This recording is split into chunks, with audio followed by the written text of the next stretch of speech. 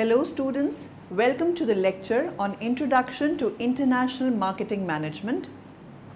And after this lecture, we will be able to learn the following objectives.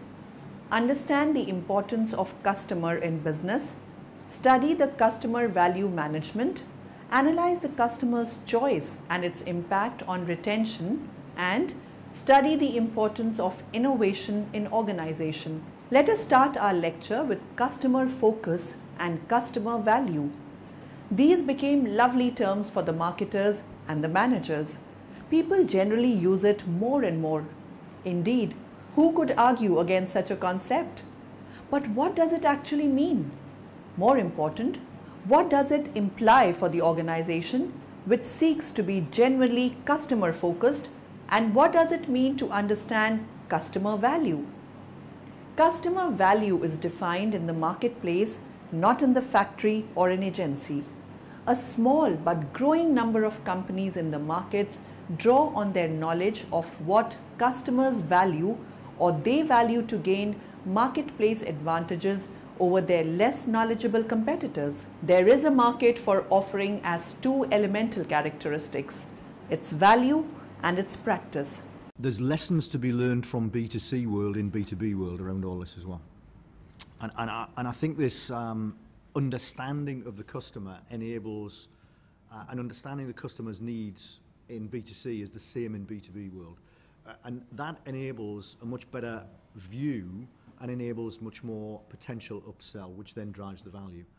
I think what you often see is that, and Bernie and I have worked this before, is that many, say, account teams selling in B2B world actually don't understand their customer's strategy. Right, so if they don't understand their customer's strategy and how they're executing on it, then how the heck can they go sell into it? And I still find that a frustrating point in B2B world, that the root of any corporation is actually generally out on the web, on their website. It tells you what their business strategy is, and it tells you where they're trying to take their company, and you can generally decipher from that what they would need to do that. You can reach into your own internal B2B kit bag to go match your product, services, solutions against that company's execution. And I think in many cases, a lot of companies are weak in that space. That just plays straight through to B2C world as well, that once you understand the customer, the data, you then work out the proposition. For example, picking the right things to promote in the store, picking the right positioning in the shop, picking the right financial offer. And I think there's a lot of good examples in a small way from individual aspects of B2C that there's still tons to be rolled out in B2B world about understanding where the customer strategy is, and then aligning the proposition, whether it's a big enterprise selling to a large enterprise, how you do that. I think there's still a long way to go on that, Bernie. Just to expand on my point around find out what the customer of the customer is doing. A brief story. So an interior designer is pitching for hotel room refit, 100 hotel rooms. Ultimately, this thing's down to price, right? These are always down to price. Some nice pictures, some nice graphics, but they're down to price. But she reviews the hotel chain and recognises that they have a core environmental policy to which they're not currently quite achieving. So she marks her price up by 10%, but takes 5% of that cost and buys rainforest. And the result of buying that rainforest is that these hotel rooms are now carbon offset for the next 10 years. Now we have a price that is at least 10% more expensive because she already had a little bit of additional margin over. So it's probably 15% more than any of the closest competitors. But there is no question of a doubt. I mean, she wins the pitch because within it is a design characteristic that is pertinent to that business model's requirement. They haven't got as far with their environmental policy as they need to have done, and is now a marketing message for that entire group. For this hotel is now environmentally friendly. All of these rooms have been offset for 10 years. So I repeat my point. Value is not the price, it's understanding the end customer of the things that you're supplying to. Companies have to look at the changing basis for competition in today's environment and for the future. Here it is argued for being more customer focused, not as a nicer, more socially acceptable way of life, but because customer value is becoming a commercial imperative. We live in a world which is more dynamic than ever. Businesses have always had to face competition, but at least in the past, companies knew who their competitors were. They knew the competitors' products and their strengths and weaknesses. All of the competition lay within established market sectors, and they were mostly, if not entirely, domestic. Indeed, it is not so far back when most were regional. Today, companies faced that has changed. Competitors cross sector boundaries with increasing ease. There have been many difficulties for many authors involved in defining value. In an attempt to consolidate these diverse definitions, Woodruff proposes customer value is a customer's perceived preference for an evaluation of those product attributes, attribute performances, and consequences arising from use that facilitate or block achieving the customer's goals and purposes in use situations. Although the multiple contexts, tasks, and criteria in the upper definition reflect the richness and complexity of the concept, this definition has more related to the customer, but there is also the other side for the businesses. Customer value is the difference between the values the customer gains from owning and using a product and the cost of obtaining the product. On the other hand, we may understand that the total customer value is the total sum of product value, services value, personnel value, and image value. Besides these monetary, time, physic, and energy costs are the total cost of a customer. The marketing task is to find ways to enhance customer value by improving the perceived benefits and or reducing the total costs of ownership.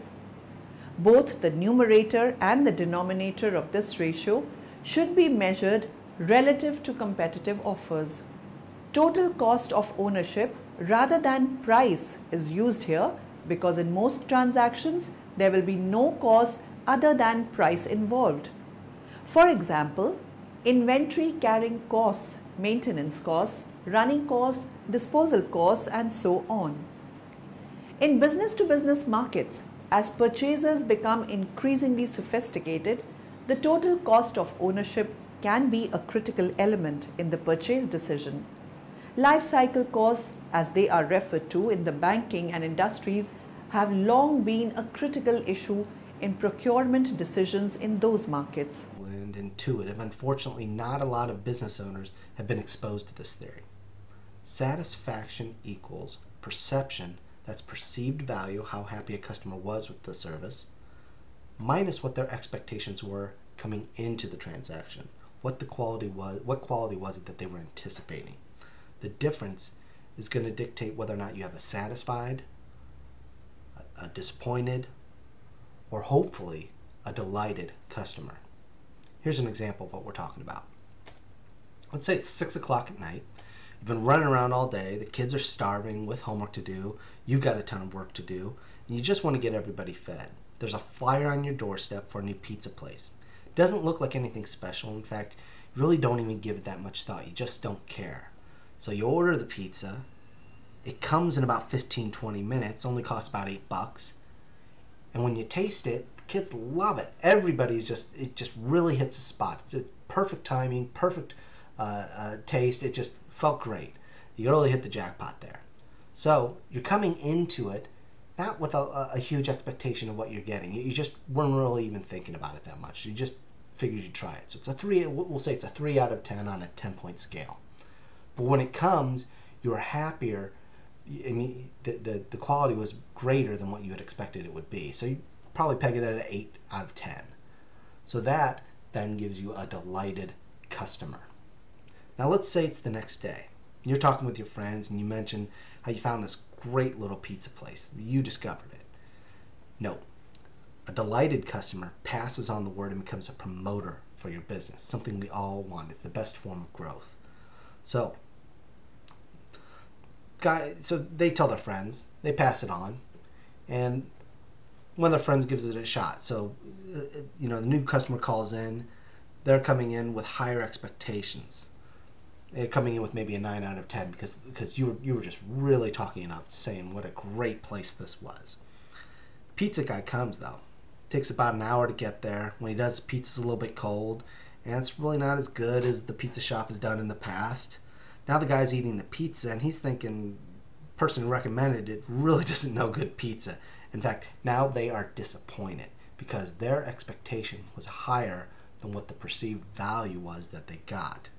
He's disappointed. He never comes back. In fact, he may even deter people away because he's complaining to his friends about his poor experience. What if he'd come in with the same expectations as the first person? What if he'd come in with a 3? Well, he still would have been delighted. Maybe not as delighted as the first person, but he would have been happy. It would have exceeded his expectations.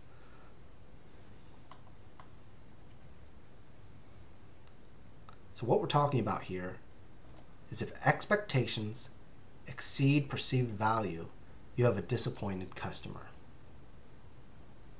If expectations equal perceived value, you have a satisfied customer.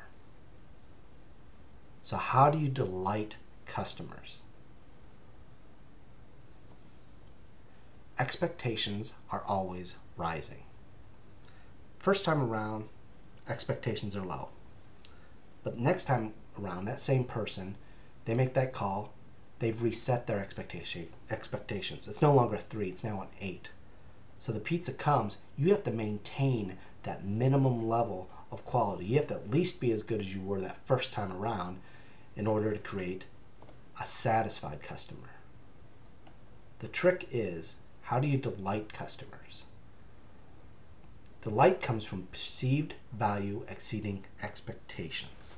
If you want to delight customers, you have to continually increase that perceived value. It's a consistent level of service. Starts with providing, that same quality over and over again. Once you've hit a certain baseline, that's your new standard. People are tough. They're thinking, what have you done for me lately? It's human nature. Once you've established that baseline of quality, you have to continuously work to improve on that. So through continuous improvement, you incrementally move and ratchet up the perceived value each time that customer comes in, so that each time they are delighted. The takeaways from all this: always keep your customer's perspective in mind. You may think you're doing the best you can each time, but unless it's what the customer perceives as excellence, you haven't done your job.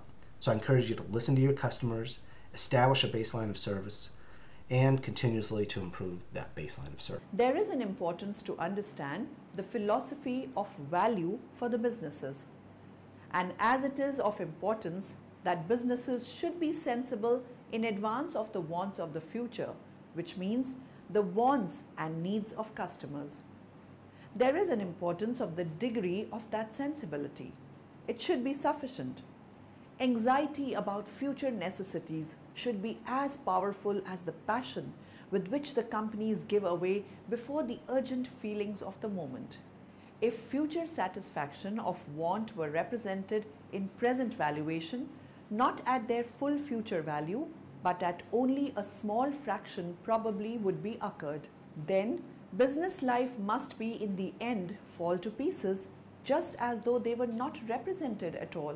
Total quality management, business process re-engineering, team working, balanced scorecard are some of the contemporary issues in management. It can be said that for the success of these concepts, there should be customer value philosophy. Competencies should be based at the customer value thinking. This should be a common sense to reach the customer satisfaction and retention, profitability, increased market share, etc. There are two principal interpretations of satisfaction within the literature of satisfaction as a process and satisfaction as an outcome. Early concepts of satisfaction research have typically defined satisfaction as a post-choice evaluative judgment concerning a specific purchase decision. The most widely accepted model in which satisfaction is a function of disconfirmation, which in turn is a function of both expectations and performance. The disconfirmation paradigm in process theory provides the grounding for the vast majority of satisfaction studies and encompasses 4 constructs: expectations, performance, disconfirmation, and satisfaction. This model suggests that the effects of expectations are primarily through disconfirmation, but they also have an effect through perceived performance, as many studies have found a direct effect of perceived performance on satisfaction. Swan and Combs were among the first to argue that satisfaction is associated with performance that fulfills expectations, while dissatisfaction occurs when performance falls below expectations. In addition, Poise and von Krumkau view satisfaction as a discrepancy between the observed and the desired. This is consistent with value percept disparity theory, which was developed in response to the problem that consumers could be satisfied by aspects for which expectations never existed. The lifecycle customer satisfaction process. Lifecycle customer satisfaction entails viewing customer satisfaction from both employee and customer perspectives. Oftentimes, understanding employee issues and employee satisfaction can bridge the gap in customer satisfaction. The customer satisfaction lifecycle is broken down into 3 areas. You have employee satisfaction, you have customer satisfaction, and you have effective analysis. With employee satisfaction, you want to enhance workforce productivity, retention, and satisfaction. You want to reduce turnover, recruiting, and training costs.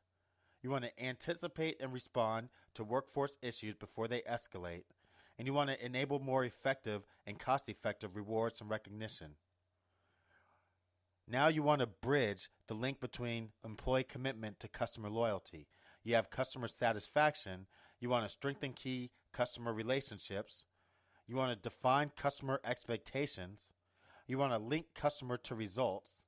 And you want to provide customers with superior support, effective technology, and simple processes. And next you have effective analysis. Here, you review customer input, you identify issues, you clarify those issues with customers, you develop a strategy to eliminate the problems, and then you execute a plan. And together, combining all these 3 aspects, you get total customer satisfaction. Customers want a meeting between their values, needs and wants, and the object of their evaluations. More recently, renewed attention has been focused on the nature of satisfaction, emotion, fulfillment, and state. Consequently, recent literature adds to this perspective in 2 ways. First, although traditional models implicitly assume that customer satisfaction is essentially the result of cognitive processes, new conceptual developments suggest that affective processes may also contribute substantially to the explanation and prediction of consumer satisfaction. Second, satisfaction should be viewed as a judgment based on the cumulative experience made with a certain product or service, rather than a transaction-specific phenomenon. To know what's working and what's not in your business is to ask how customers feel about how they're being treated. Getting their feedback not only helps you know where changes could be made, but it also sends a message to your customers that you care. Before you send anything out, you want to be sure your customer satisfaction survey covers all the areas that impact your business. Research what other companies in your industry have done by looking online or in their places of business. You can even purchase survey templates that have been designed with the most appropriate questions in mind. It's also important to ask those within your business who work directly with your customers about what should be included that they know customers would want to provide their opinions about. This way, the questions could pertain to products, prices, ambiance, and of course, customer service. It's best to use a rating scale as customers are most familiar with assigning a number to what they think, usually 1 to 5 or 10, with the highest number being the best. You'll also want to limit the number of questions asked to less than 20. The survey should take from 5 or 10 minutes tops to fill out. Otherwise, there's a good chance you'll lose them before they finish and submit it. Be sure to leave space for them to also provide a further explanation or comment. Once you have the type of questions you want to ask, then you'll have to plan how you will give it to your customers to take. Often, if it's a restaurant or retail environment, a satisfaction survey is provided as a hard copy where customers can fill it out and leave it with their bill or put it in a box by the cash register or front door. However, surveys are also now going high-tech with many online services or software so that customers can take the survey electronically from the website or their smartphone. If you go the electronic route, make sure to make it obvious that you would like your customers to take the survey. As they finish up a meal or purchase, hand them a card or print the survey information somewhere conspicuous, like a receipt. If you need help, there are plenty of online resources where you can get help designing and emailing your survey or establishing an online place where customers can take the survey. These sites will also provide you with tips, survey question samples, and formats for designing the most attractive type of satisfaction surveys so you can get the best responses from your customers. Be sure to also include some type of incentive so customers will be more inclined to respond. This might include a drawing for some type of prize, a discount off their next purchase, or something like a free appetizer or dessert for a restaurant.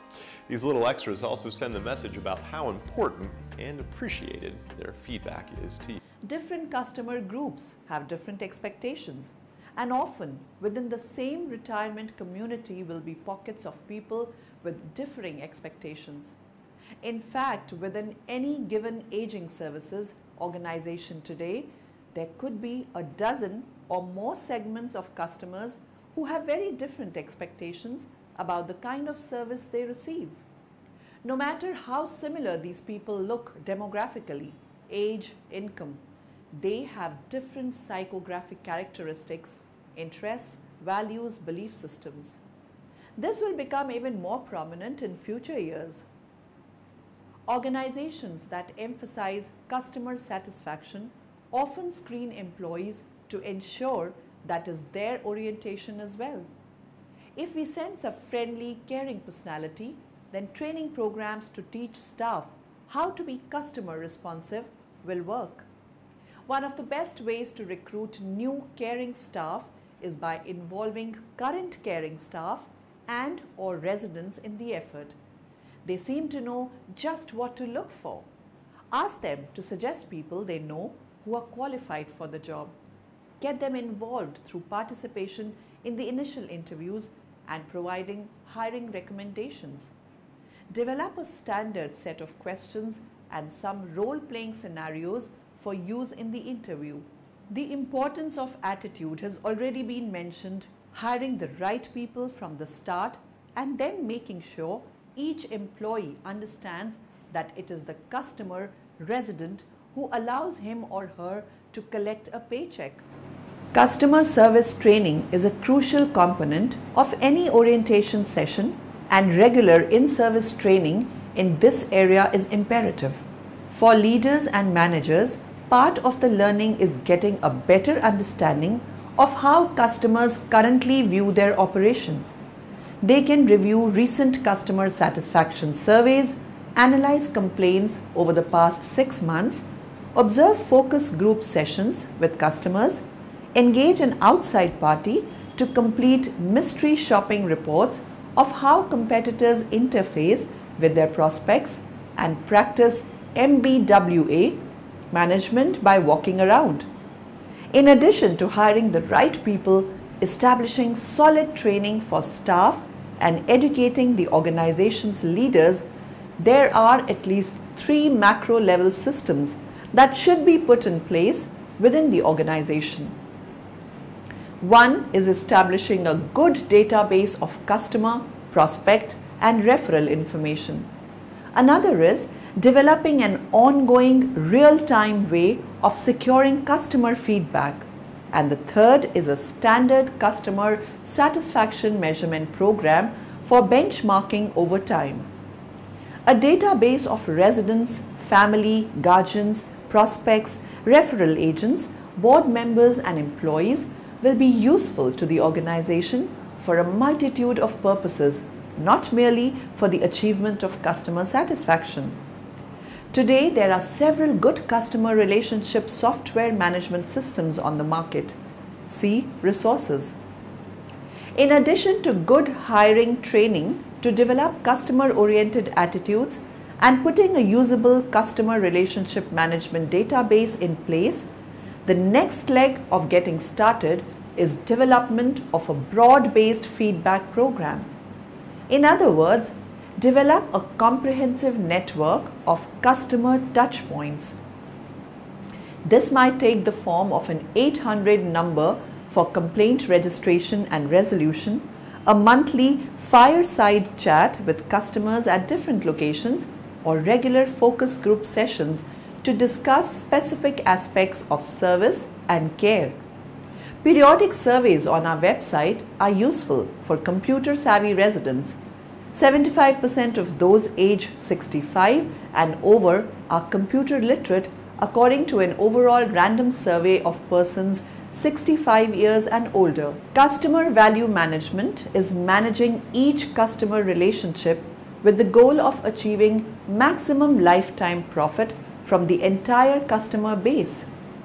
Customer value management enables companies to take full advantage of the economics of loyalty by increasing retention, reducing risk, and amortizing acquisition costs over a longer and more profitable period of engagement. Although customer value management seeks to increase the aggregate value of the customer base, this is accomplished customer by customer. Not every individual customer will be profitable, but each must be managed to maximize overall profit, even when the management consists of identifying which customers have little value to the business and focusing development and retention efforts elsewhere. The customer value management cycle starts with acquiring the customers who will be most valuable to our business. Who are these customers? Most often, those who will do repeat business with our company for a long time. In the loyalty effect, Reach Health cites examples of how long a customer must stay in order to pay for the cost of acquisition. In many industries, the break-even period is a year or more and rising. Companies can no longer afford to indiscriminately recruit customers without examining their long-term value. All customers are not equal. Even a customer that is high value to a competitor might well be unprofitable for us.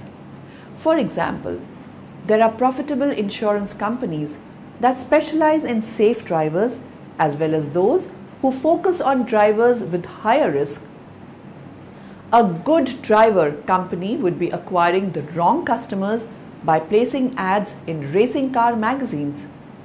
Because customer acquisition is so costly, effective customer value management requires our company to develop the analytical capabilities to identify customers who will be loyal and profitable, not just for our industry, but for our specific company.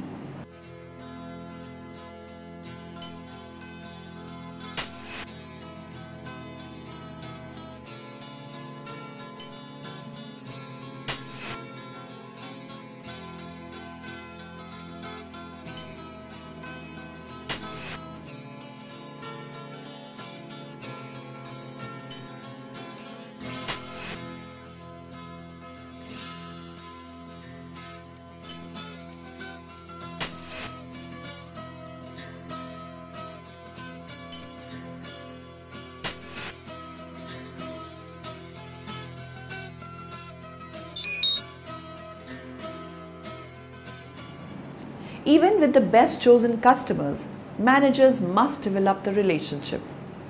Customers who don't receive the right touch or get too many conflicting offers lose rather than gain value. Just because Jack and Frank live in the same zip code does not mean they are both in the market for home office furniture at the same time.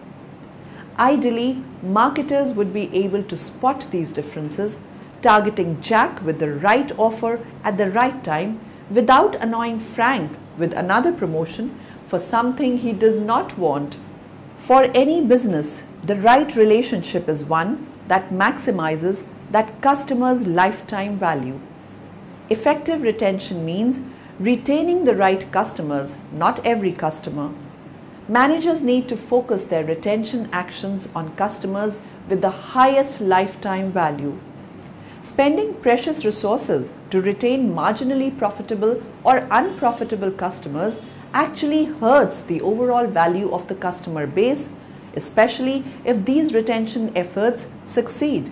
Right retention is therefore rooted in knowing which individuals are most valuable and why. Accurately analyzing lifetime value helps managers take the long view, giving equal weight to customers who are already doing a high volume of business and those whose purchases are modest but whose actions indicate loyalty and profitability over time. The power of innovation to create economic value and reward pioneers with exceptional profits is a deeply held belief of inventors, entrepreneurs, investors, and the public.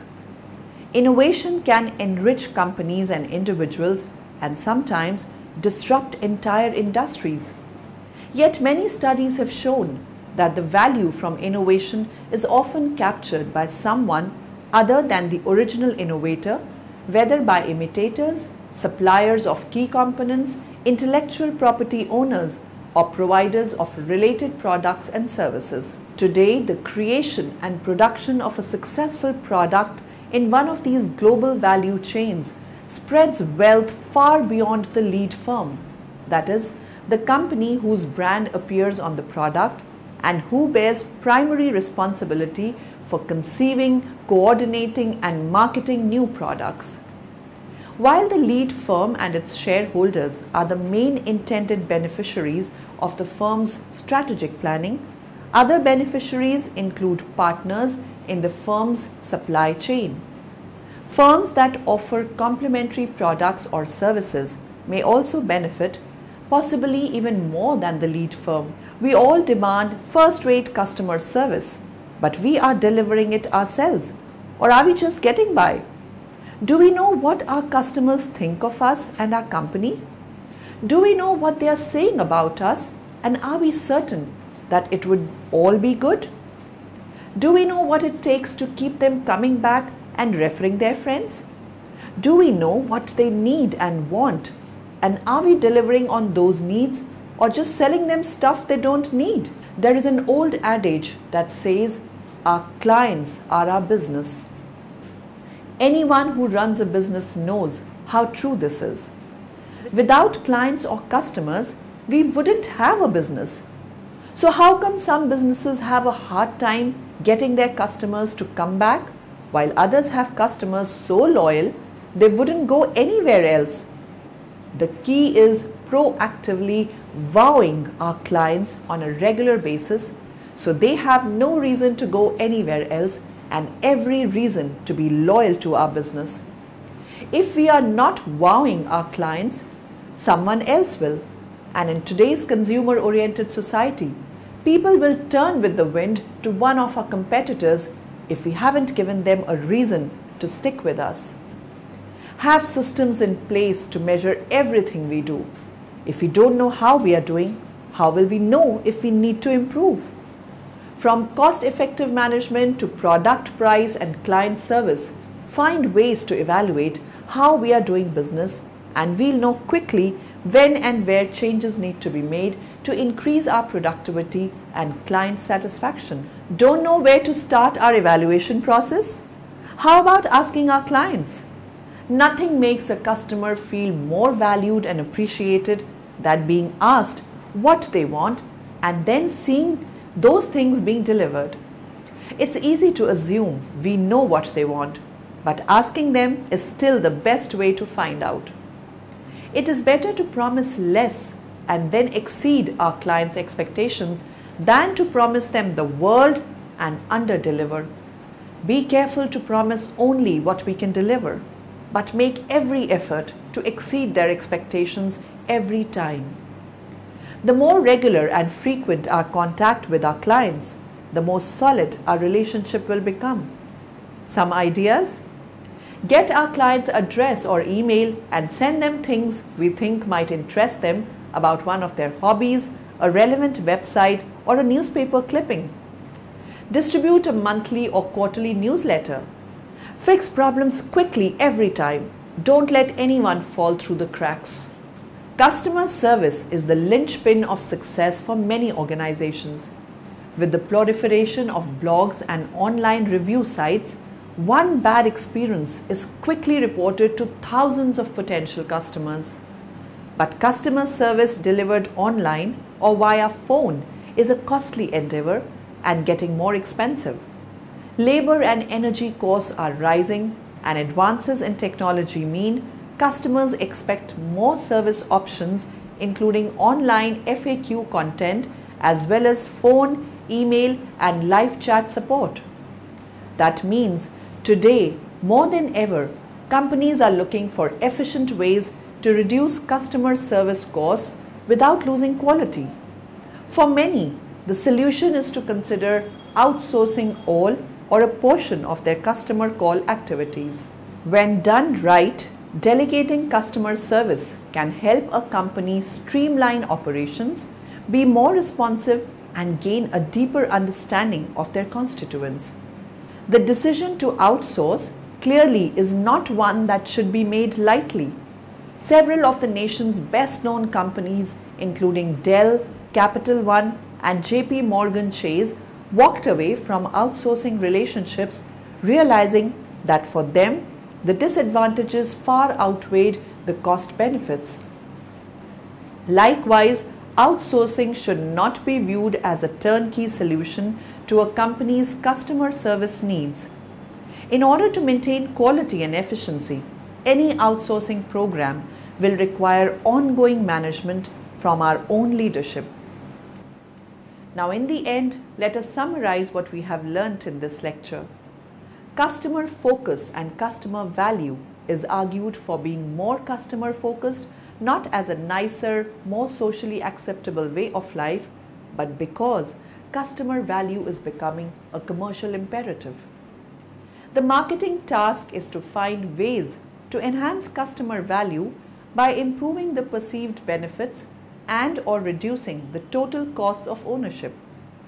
There are two principal interpretations of satisfaction within the literature of satisfaction as a process and satisfaction as an outcome. Customer value management is managing each customer relationship with the goal of achieving maximum lifetime profit from the entire customer base. The power of innovation to create economic value and reward pioneers with exceptional profits is a deeply held belief of inventors, entrepreneurs, investors, and the public. Customer service is the linchpin of success for many organizations.